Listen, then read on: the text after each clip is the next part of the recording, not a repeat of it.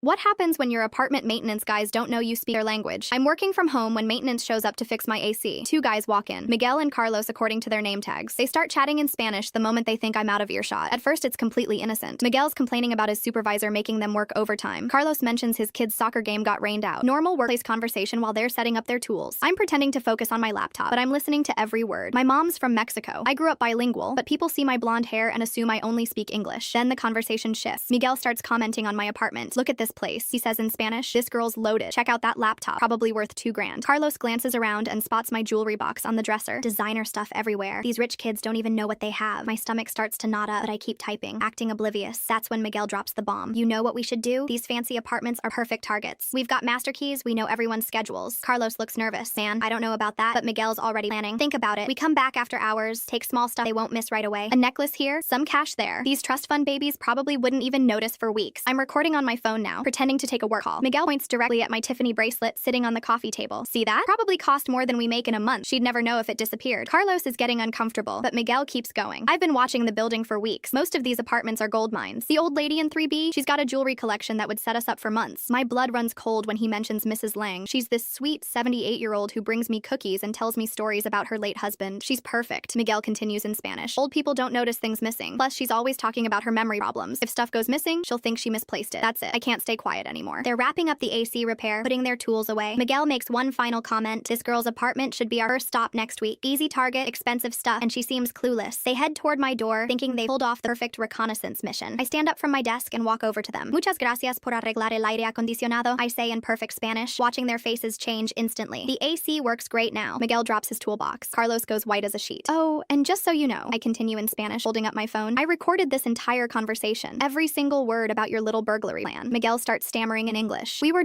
didn't mean to plan breaking into my elderly neighbor's apartment? You didn't mean to case my place for valuables? Carlos is backing toward the door. Look, we weren't serious, it was just talk. Just talk? I switch back to Spanish. You mapped out my jewelry, planned Mrs. Patterson's robbery, and discussed using master keys for break-ins. That sounds pretty serious to me. I pull out another phone. This is going straight to your company, the police, and building management. Oh, and here's something else you didn't know. Their faces are pure panic now. I'm Sarah Martinez Johnson. My mom is Elena Martinez. She owns this building. You just plan to rob your boss's daughter and her elderly tenant. Miguel looks like he's going to be sick. Carlos is frantically trying to think of something to say. My mom's going to love hearing about how her maintenance crew uses their access to plan burglaries. I'm sure the other building owners in her portfolio will be very interested too. I open my door and gesture for them to leave. You have exactly 1 hour before I call the police. Use that time wisely. They practically run out of my apartment. 20 minutes later, my phone rings. It's their supervisor, apologizing profusely. Apparently, Miguel and Carlos just quit on the spot. Mrs. Lang knocked on my door later that evening with fresh cookies, completely unaware that I'd just saved her jewelry collection.